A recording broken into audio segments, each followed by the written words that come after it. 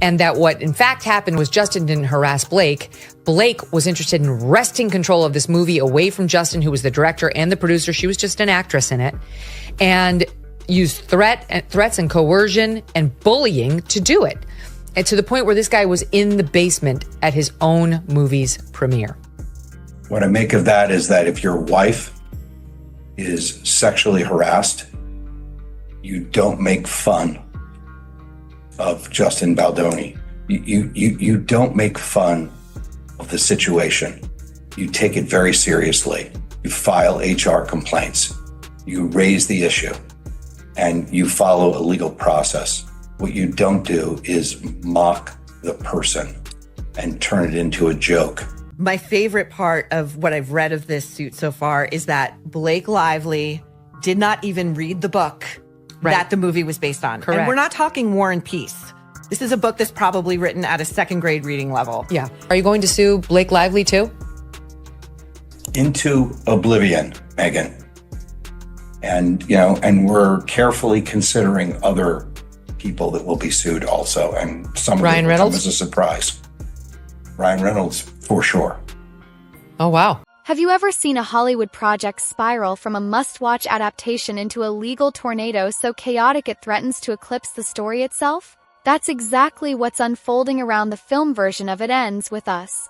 Once hyped as an emotional masterpiece in the making, featuring famed director Justin Baldoni and star actress Blake Lively, this adaptation is now drowning in lawsuits, rumors of fabricated evidence, and even talk of possible prison time. Yes, prison. Just when you think Tinseltown can't get any wilder, a brand new plot twist bursts onto the scene. At the heart of the drama, creative differences that ballooned into tabloid-worthy allegations, unconfirmed cameo rumors involving Ryan Reynolds, and an eye-popping $400 million defamation lawsuit. As the tension soars, fans of the beloved novel are left wondering if they'll ever see the faithful on-screen story they were promised, or if it'll all end in dust and disappointment.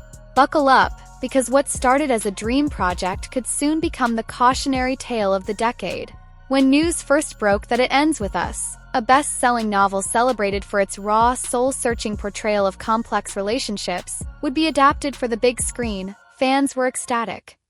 We've come across evidence that shows that even her own representatives knew that she was threatening and mean and tough and wanted to get her way. This is not something that we wanted out there. It's not something that Justin wanted out there. In fact, it hurts the movie. It doesn't help the movie. My favorite part of what I've read of this suit so far is that Blake Lively did not even read the book that the movie was based on. Correct. And we're not talking War and Peace. This is a book that's probably written at a second grade reading level. Yeah. Add Justin Baldoni, known for bringing heartfelt storytelling to life, and Blake Lively, whose charm and wit had dazzled audiences for years, and people were convinced this film would be a slam dunk. Online forums buzzed about the perfect synergy. Lively's ability to deliver layered performances, Baldoni's track record with emotional arcs, and a story beloved by millions. If there was ever a surefire bet in Hollywood, this seemed to be it. But behind the scenes, the harmonies started souring earlier than anyone realized. Insiders whispered about small disagreements on set. Are you going to sue Blake Lively too? Into oblivion, Megyn. And we're carefully considering other people that will be sued also. And some of Ryan them will Reynolds? come as a surprise. Ryan Reynolds, for sure. Oh, wow.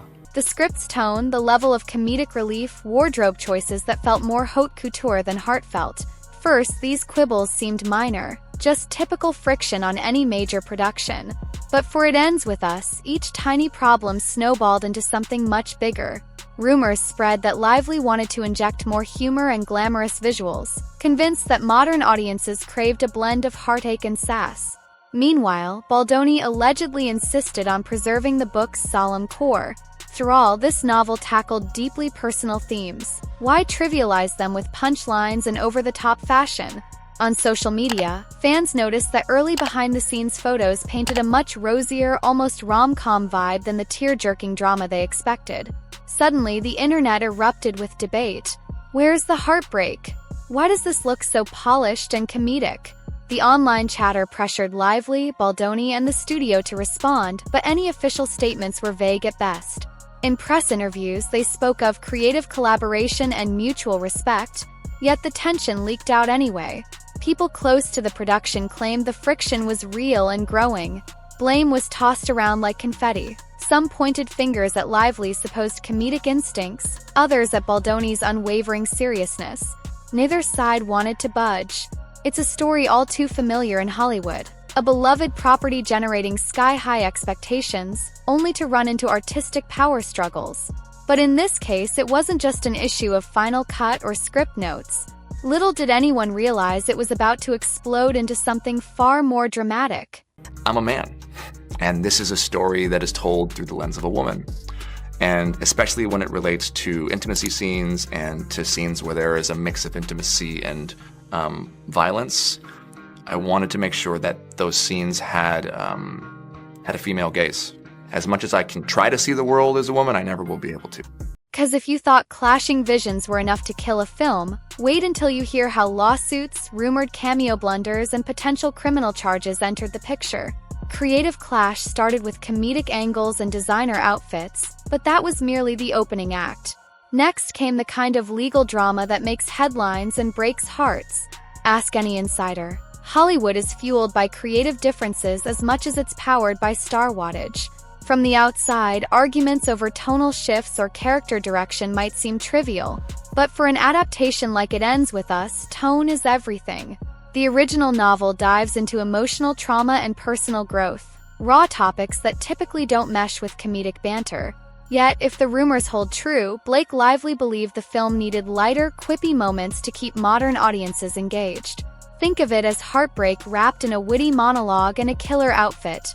Meanwhile, Baldoni, who built a reputation on heartfelt storytelling, allegedly found the comedic additions distracting. He worried the script's emotional heft would be diluted, turning a powerful journey into a dramedy that neither hits comedic highs nor emotional depths. With fans already expressing confusion over Lively's vibrant on-set wardrobe, he feared the film could become unrecognizable from its source material. What I make of that is that if your wife is sexually harassed, you don't make fun of Justin Baldoni. You don't make fun of the situation. You take it very seriously. You file HR complaints. You raise the issue and you follow a legal process.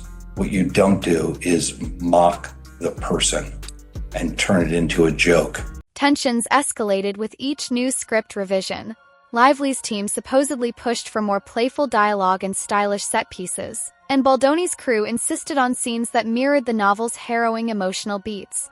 According to some sources, Lively felt she was being sidelined in creative decisions, while Baldoni believed he was simply protecting the integrity of the story.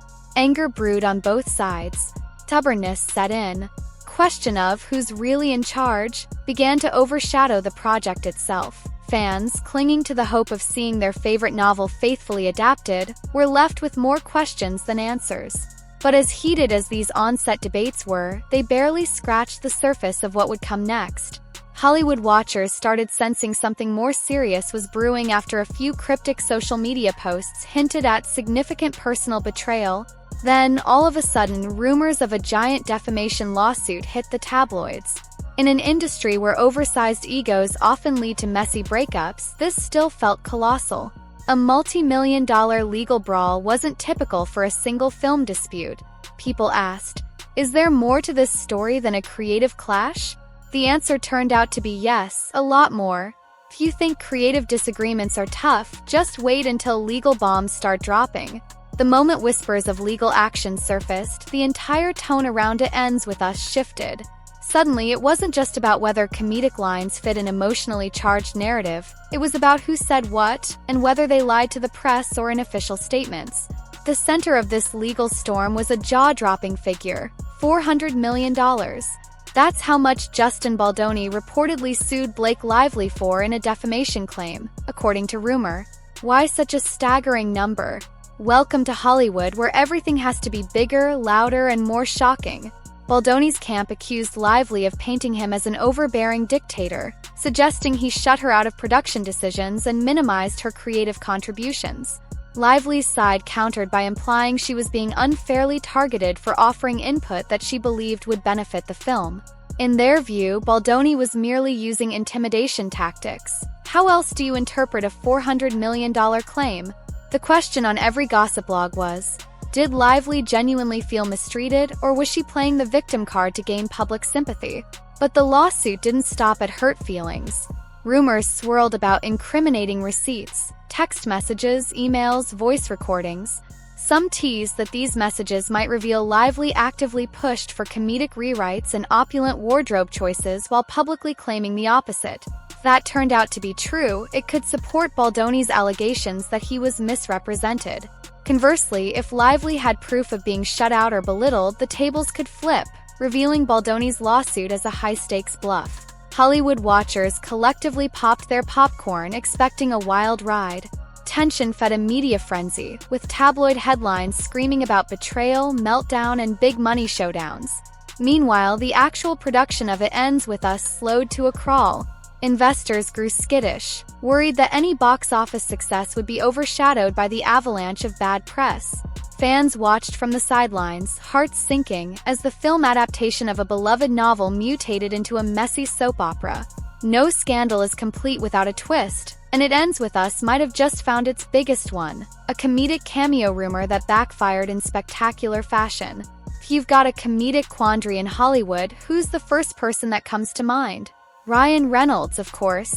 He's the king of witty one-liners, the face behind Deadpool's irreverent humor, and, conveniently, he's married to Blake Lively. According to some insiders, this family connection might have played a role in the comedic direction Lively initially supported. Why not sprinkle in a cameo or two from the comedic genius himself?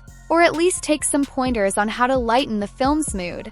For a while, rumors circulated that Reynolds could pop up in a brief but memorable scene, injecting levity into a story that was otherwise heartbreakingly raw.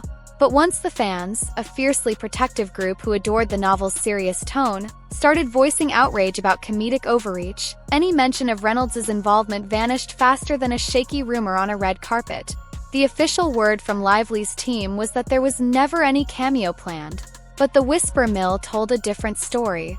In the chaotic swirl of allegations, some suggested that Lively was trying to harness Reynolds' comedic edge to push the adaptation further toward a dramedy. Baldoni, however, was allegedly furious, feeling this approach cheapened a narrative meant to explore deep emotional scars. Cameo rumor died a quick death, but not before spawning 1,000 tabloid stories. Some included quotes from unnamed sources, claiming Lively had once championed comedic angles and potential cameo appearances, only to deny it when the backlash grew loud. If that's true, it could become yet another weapon in Baldoni's legal arsenal. Fans found themselves torn. On one hand, they loved Reynolds' humor in other films. On the other, It Ends With Us is not Deadpool. The comedic intrusion felt jarring for a story about heartbreak and abuse.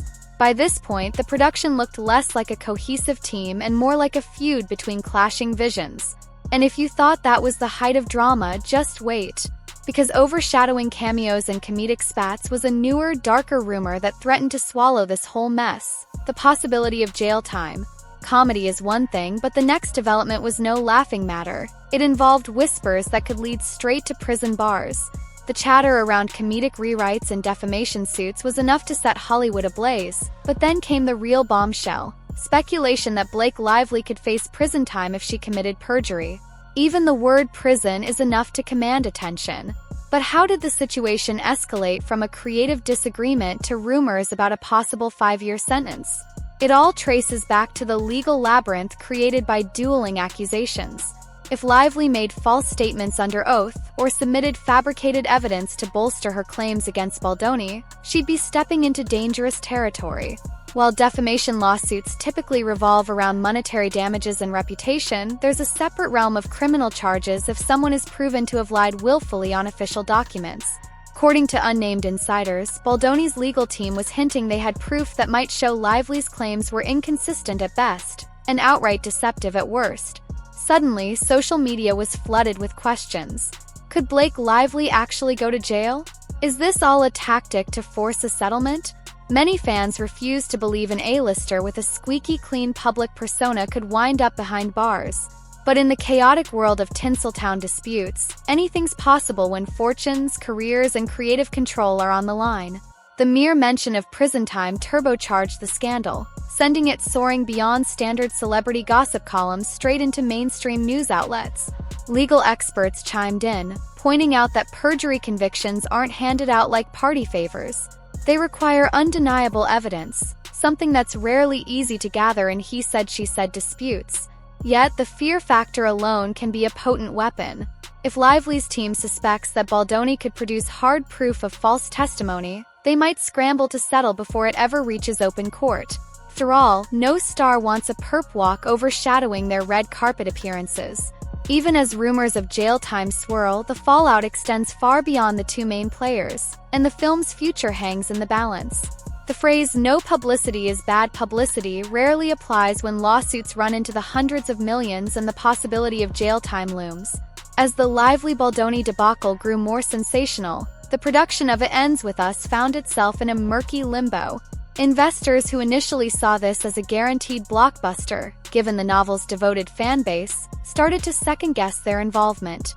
Marketing teams, once poised to roll out an emotional, tear-jerking campaign, were now forced to address swirling rumors of comedic hijinks and legal warfare instead. The studio itself remained tight-lipped, issuing only boilerplate statements about respecting all parties and due legal processes. But behind closed doors, officials reportedly worried whether the film could still find success amid the scandal. They couldn't very well plaster Lively's face all over promotional materials if every interview question would pivot to, "Are you really facing prison time?" Or "Is it true you lied about the rewrites?" Whispers of a settlement began to circulate. The logic is simple. A drawn-out court battle would only further poison public perception of the film, potentially turning off the very fans who kept the novel on bestseller lists for months. Both sides have incentives to bury the hatchet behind closed doors. Baldoni, for one, might prefer a quiet settlement if it ensures the film can still see daylight without being overshadowed by drama. Lively, on the other hand, might want to avoid a scenario where more damaging evidence is unveiled in open court. Meanwhile, fans are left bewildered, longing for the adaptation they've patiently awaited. Social media threads fill with heartbreak. "I just want to see the story on screen. Why is everything turning into a circus?" A valid question. The deeper you go into the rumor mill, the more it seems that It Ends With Us has become a hostage to clashing egos, swirling accusations, and high-stakes brinkmanship. Even amid all the chaos, one question remains. Can the film ever recapture the heart and integrity of the original novel, or is it doomed to be remembered solely for the drama behind the scenes? What began as a beacon of hope for fans longing to see a cherished novel come to life has transformed into a cautionary tale about the perils of Tinseltown. Creative disagreements between director and star devolved into a defamation clash, comedic rewrites turned into bitter allegations of misrepresentation, and swirling rumors of perjury now threaten to overshadow any possibility of a cohesive film. Throw in cameo controversies and the specter of prison time, and you have a scandal so massive it's practically stolen the spotlight from the story itself. Whether Blake Lively truly faces legal jeopardy remains to be seen. Perhaps cooler heads will intervene, leading to a quiet settlement that salvages both reputations and the movie. Or maybe the allegations will detonate in open court, and the film will be remembered less for its emotional plot than for its behind-the-scenes fireworks. In the end, fans are stuck in limbo, crossing their fingers that this adaptation can still deliver the raw honesty they loved in the book. If Hollywood has taught us anything, it's that sensational scandal often outshines the art it's meant to support. But maybe, just maybe, this storm of lawsuits, rumors, and betrayals will blow over, and It Ends With Us will emerge intact, reminding us why the novel resonated with so many hearts in the first place. Until then, the gossip machine grinds on, promising new twists and revelations that could make or break the film's future. So grab your popcorn and keep your eyes peeled for the next curveball, because in the City of Angels, every dream can become a nightmare in the blink of an eye. Share your thoughts and theories in the comments and keep watching for updates, because if you thought this story had already hit peak drama, you might be in for a few more surprises.